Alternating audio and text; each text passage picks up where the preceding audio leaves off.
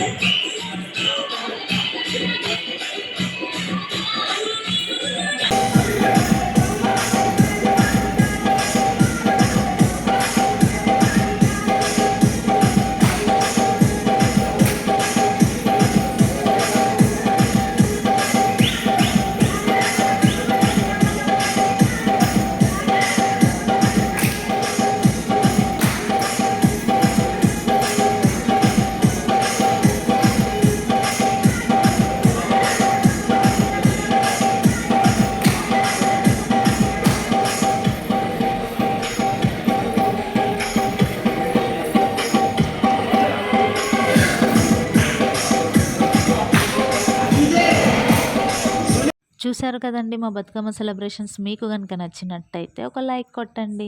ఇంకా మీకు ఎలా అనిపించిందో కామెంట్ బాక్స్‌లో కామెంట్ చేయండి.